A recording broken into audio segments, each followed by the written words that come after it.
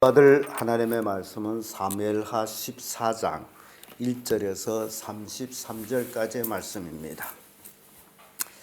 사무엘하 14장 1절에서 끝절까지의 말씀 찾으셨으면 천천히 한 목소리로 교독합니다.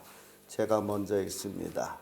스루의 아들 요압이 왕의 마음이 압살롬에게 향한 줄을 알고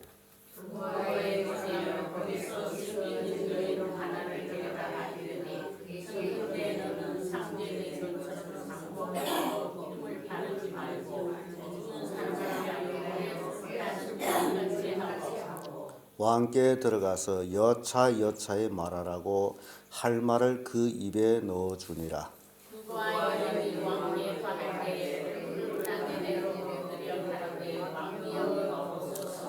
왕이 저에게 이르되 무슨 일이냐 대답하되 나는 참 과부니이다. 남편은 죽고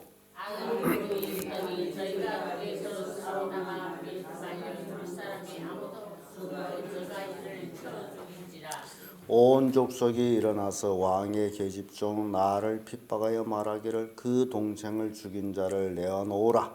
우리가 그 동생 죽인 죄를 갚아 저를 죽여 사자될 것까지 끊겠노라 하노니 그리한즉 저희가 내게 남아 있는 숯불을 꺼서 내 남편의 이름과 씨를 세상에 끼쳐두지 아니하겠나이다. 왕이 여호와에게 이르되 네 집으로 가라. 내가 너를 위하여 명령을 내리리라. 그가 여인이 왕께 고하되 내 주 왕이여 그 죄는 나와 내 아비의 집으로 돌릴 것이니 왕과 왕에는 헌물이 없으리이다. 왕이 가로되 누구든지 네게 말하는 자를 내게 내려오라. 저가 다시는 너를 건드리지도 못하리라. 여인이 가로되 청컨대 왕은 왕의 하나님 여호와를 생각하사 원수 갚는 자로 더 죽이지 못하게 하옵소서. 내 아들을 죽일까 두려워하나이다. 왕이 가로되 여호와의 사심을 가리켜 맹세하노니 네 아들이 머리카락 하나라도 땅에 떨어지지 아니하리라. 여인이 가로되 청컨대 백성을 용납하여 한 말씀으로 내 왕에게 이르게 하옵소서. 여인이 가로되 그러면 어찌하여 왕께서 하나님의 백성에게 대하여 이 같은 도모를 하셨나이까? 이 말씀을 하셨으니 왕께서 죄 있는 사람같이 되심은 그 내어 쫓긴 자를 집으로 돌아오게 아니함이니이다. 우리는 불의를 죽이니 땅에 쏟아진 물을 다시 모으지 못할 것이오나 하나님은 생명을 빼앗지 아니하시고 만족을 베푸사 내어 쫓긴 자로 하나님의 버린 자가 되지 않게 하시나이다. 이제 내가 와서 내 주 왕께 이 말씀을 여쭙는 것은 백성들이 나를 두렵게 하므로 계집종이 스스로 말하기를 내가 왕께 여쭈면 혹시 종에 청하는 것을 시행하실 것이라. 왕께서 들으시고 나와 내 아들을 함께 하나님이 사는 것을 그들 나라의 손에서 종을 구원하시리라 하시니이다. 계집종이 또 스스로 말하기를 내 주 왕의 말씀이 나의 위로가 되기를 원하나이다 하였사오니 이는 내 주 왕께서 하나님의 사자같이 선과 악을 분깃하심이니라. 원컨대 왕의 하나님 여호와께서 왕과 같이 계시옵소서. 왕이 그에게 대답하여 이르되 내가 네게 된 것을 숨기지 말라. 여인이 가로되 내 주 왕이 말씀하옵소서. 왕이 가로되 이 모든 일이 요압이 너와 함께 하였느냐? 여인이 대답하여 가로되 내 주 왕의 사심을 가리켜 맹세하옵나니 무릇 내 주 왕의 말씀을 좌로나 우로나 옮길 자가 없으리이다. 왕의 종 요압이 내게 명하였고 저가 이 모든 말을 왕의 계집종의 입에 넣어 주었사오니 이는 왕께서 요압이 네 형편을 면하게 하려 그렇게 하리이다. 내 왕의 지혜는 하나님의 사자의 지혜와 같아서 당연히 하시리이다. 왕이 요압에게 이르되 내가 이 일을 허락하였으니 가서 소년 압살롬을 데려오라. 요압이 열절하고 왕을 위하여 법을 이루고 가되 내 주 왕이여 정의 왕을 허락하시니 정의 왕께서 구심하는 것을 오늘날 아나이다. 일어나 그슬로 가서 압살롬을 데리고 예루살렘으로 오니 왕이 가로되 그를 네 집으로 올라가게 하고 내 얼굴을 보지 말게 하라 하매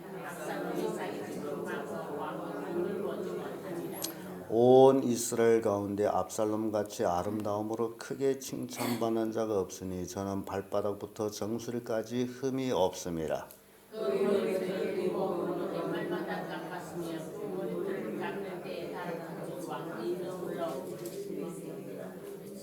압살롬이 아들 셋과 딸 하나를 낳았는데 딸의 이름을 다말이라. 얼굴이 아름다운 여자라.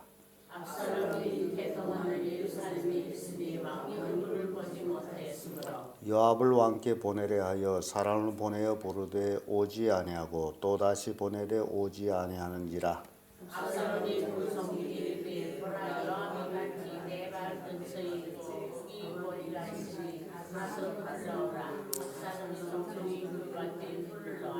요압이 일어나 압살롬의 집으로 와서 압살롬에게 이르되 어찌하여 내 종들이 내 밭에 불을 놓았느냐.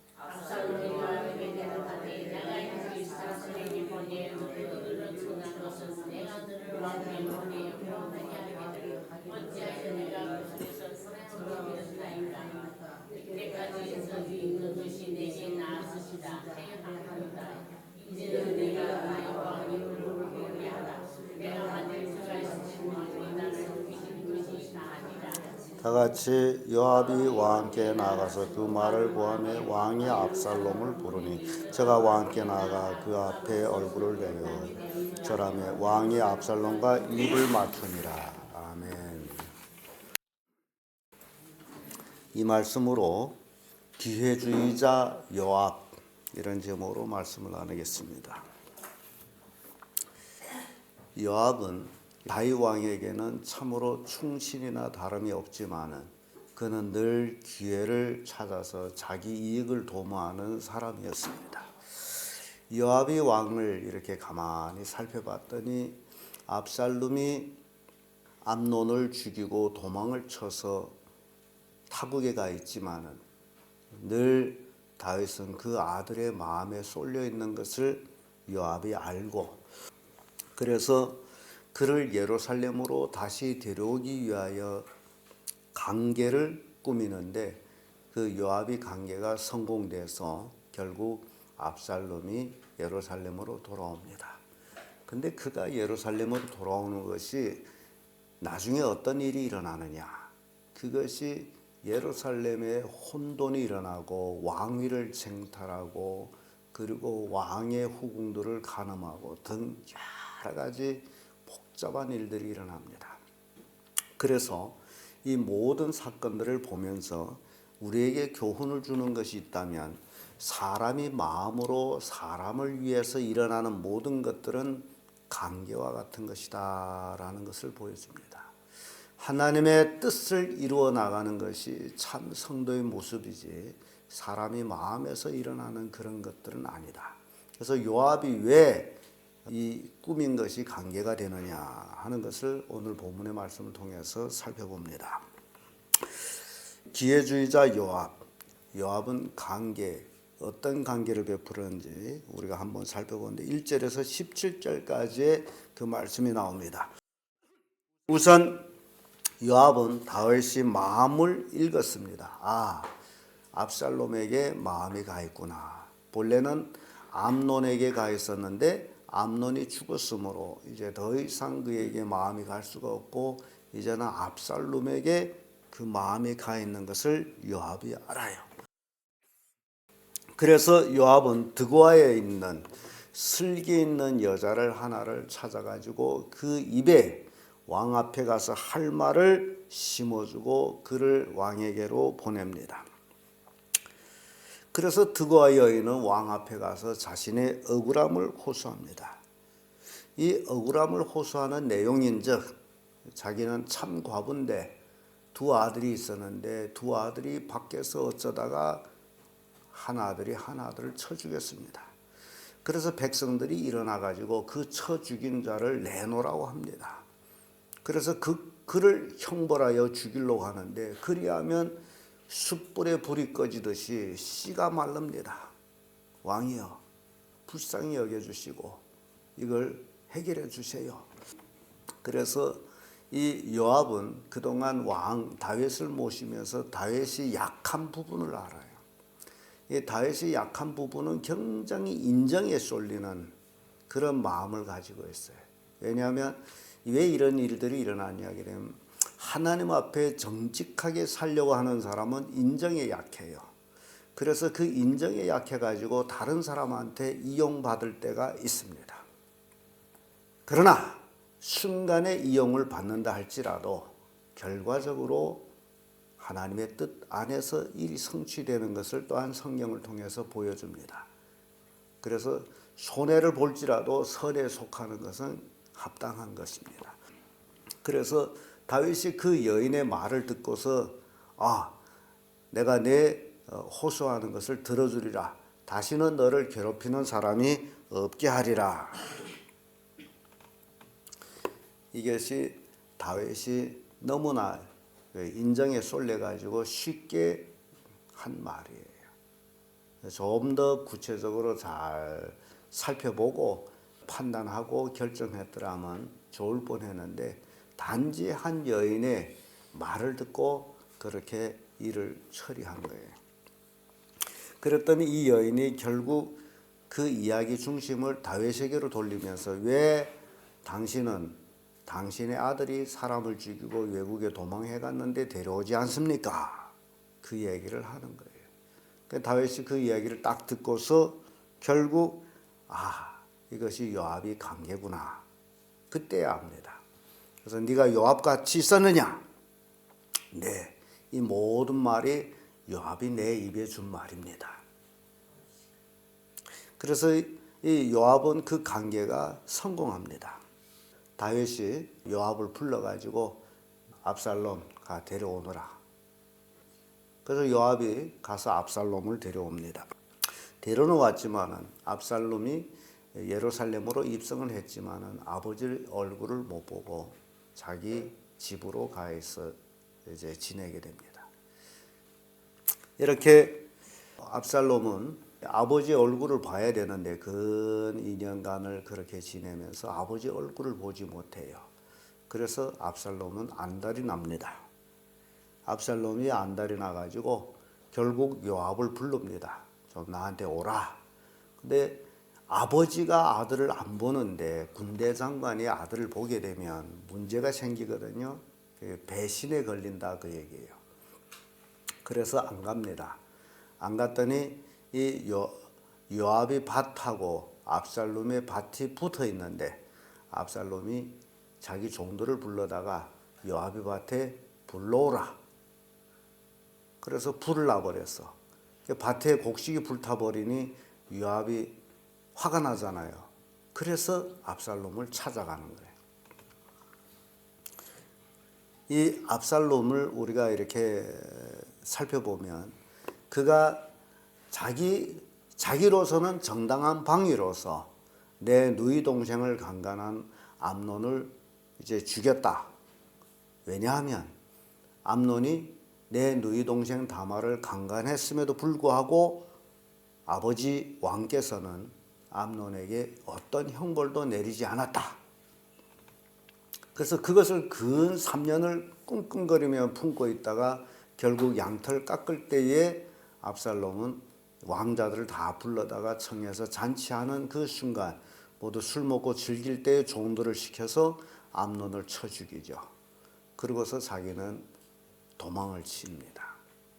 그리고 2, 3년 외국에 있다 보니 암논이 내 누이 동생 강간하는 죄나 내가 암논을 쳐 죽인 죄나 아버지가 어떤 형벌도 내리지 아니하므로 정당한 행위다라고 생각하게 된 거예요. 그래서 이 죄라는 거에 대해서는 꼭 뭐가 따라야 됩니까? 형벌이 따라야 돼요. 근데 형벌을 안 한 이 다윗 왕이 결국 그것 때문에 큰 어려움을 당하는 겁니다. 재화가 다윗 가문에서 또는 칼이 다윗 가문에서 떠나지 아니하는 그 결과를 빚는다라는 겁니다. 우리 속담에 오냐 자식이 결국 잘못되듯이 여러분들이 자식을 키울 때에 오냐 하며 키우면 그 자식은 결국 잘못됩니다. 잘못했을 적에는 어째요? 징계를 해야죠. 부모의 입장에서. 근데 또 이렇게 가만히 살펴보면 이제 늙어가지고 자식들한테서 돈 받아서 생활비를 가지고 쓴다라고 해가지고 자식들이 잘못됐음에도 불구하고 또 말을 못해. 왜 말 못해요? 자식들이 돈 안 줄까봐. 교인들도 그런 것 같아. 잘못한 거 뻔히 알면서도 말 못해요. 아주 나쁩니다. 왜냐하면 부모가 자식한테 공경받는 것은 응당한 것입니다. 자식은 응당해야 돼.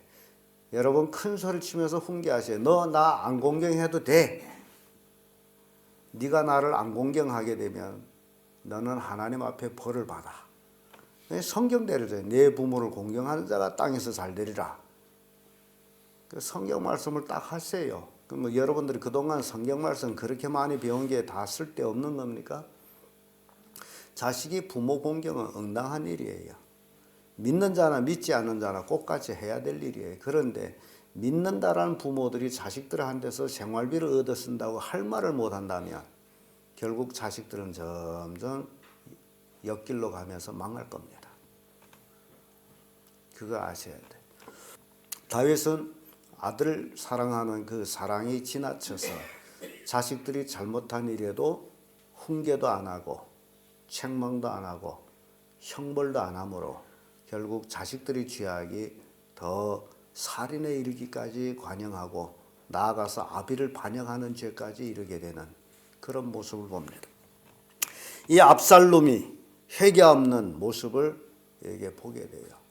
모든 하는 일들은 부당하게 일을 하고 있다.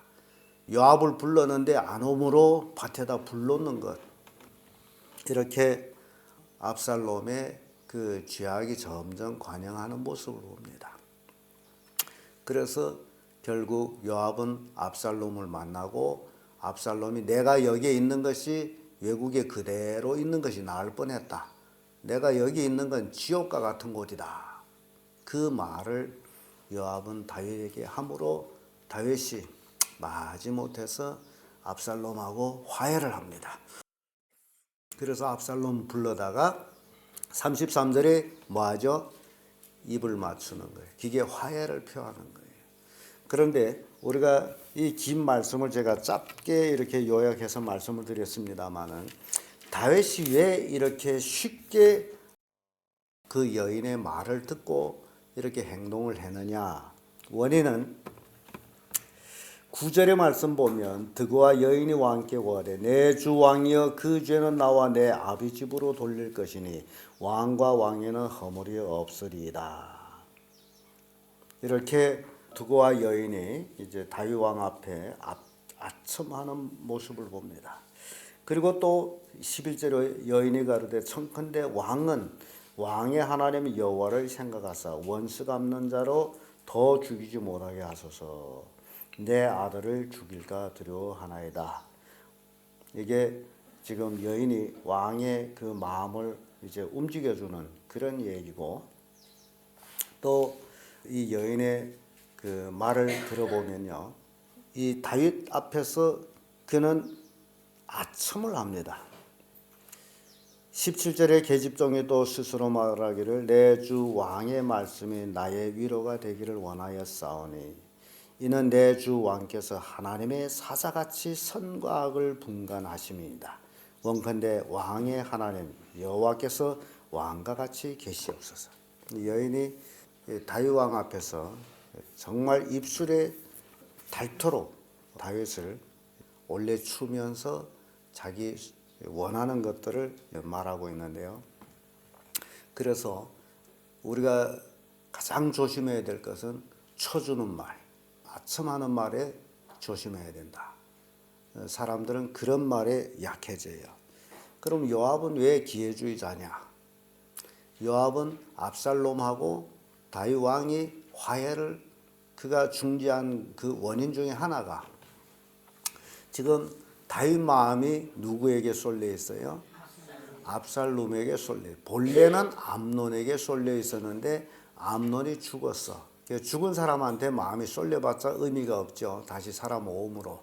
그래서 압살롬에게 쏠리는데 이 압살롬에 대해서는 이 성경에 대단한 사람으로 묘사하고 있습니다. 온 이스라엘 가운데 압살롬 같이 아름다웠고 크게 칭찬받는 자가 없으니 그는 발바닥으로부터 정수리까지 뭐가 없다? 흠이 없는 자. 그래서 온 백성이 압살롬을 뭘로 생각하느냐 하기에 세자로 생각하고 앞으로 왕을 이어갈 자다. 그래서 여러분 압살롬이 왕이 되면 요압이 어떻게 해야 됩니까? 압살롬하고도 관계를 잘해야 되잖아요. 압살롬한테도 점수를 얻어야 될 거 아니에요. 다윗 왕의 군사장관이지만. 그래서 요압이 기회주의자라는 것은 다윗 왕한테도 유한한 척, 아들과의 그 관계를 회복시켜주는 척, 그리고 압살롬은 아버지와의 관계를 회복시켜주는 중재자. 이 압살롬을 한 데서 이제 요압이 점수를 따는 거예요. 그래서 요압이 이런 일을 만든 겁니다. 요압이 기회주의자인 것은 그가 사울의 군사장관 아브넬이 다윗한테 투항해가지고 다윗을 섬기기로 다짐을 해요. 그래서 다윗 왕을 만났고 다윗이 평안히 그를 보내줬는데 요압이 전쟁 나갔다 돌아와서 그 소문을 듣고 이게 아브넬이 다윗하고 친하면 자기의 군사장관 위치가 흔들린단 말이죠. 그래서 가만히 이제 아브넬을 쫓아가 가지고 비밀 말을 할 것처럼 그를 불러 가지고 결국 그를 죽이죠. 요압이 아브넬을 죽입니다. 그래서 이 요압은 자기 이익을 위해서는 무엇이든지 하는 사람이다. 이제 압살롬이 왕이 되면 또 압살롬 앞에 충성을 해야 되기 때문에 이런 일을 꾸몄다라는 거예요. 이것이 요압 머릿속에서 나온 꿈입니다. 그래서 그것이 관계예요. 나단 선지자는 하나님의 보내심을 받아가지고 다윗을 찾아가서 이야기를 들려주면서 책망했고, 그래서 다윗은 그 나단 선지자의 말을 듣고 회개하지만은 이 요압은 하나님의 주신 것이 아니라 자기 관계를 생각해가지고 그것을 드고아의 여인의 입에 줘가지고 드고아의 여인을 다윗에게 보내요. 하나님 보낸 것과 요압 보낸 것은 완전한 다른 차원이었다. 그러므로 다윗 왕이 요압의 말에 그 관계에 휘말려 가지고 결국 다윗 가문이 쑥대밭이 되는 그런 일들이 일어난다라는 것을 우리에게 보여줍니다. 그러므로 성도들은 이제 우리에게 주는 교훈은 자신의 이익을 쫓으면 결국 관계에 빠진다. 그러니까 여러분들이 자기의 이익을 쫓지 말고 누구의 이익을 쫓아야 돼요? 하나님의 이익을 쫓아야 돼요. 그러니까 육신이 좋고자 하면 망하는 거예요. 성령을 거스르게 되는 거예요. 그래서 성령을 거스르지 말고 성령을 쫓아서 하나님의 뜻을 이루어 나가는 그런 성도가 될 때에 이 땅에서 참으로 하나님의 기쁨이 되는 성도가 돼요. 절대 자기 이익을 앞에 세우지 마세요. 그까지 이익이 얼마짜리 아니에요. 하나님의 이익을 앞에 세우면 여러분들은 마귀한테 이용당하지 않습니다.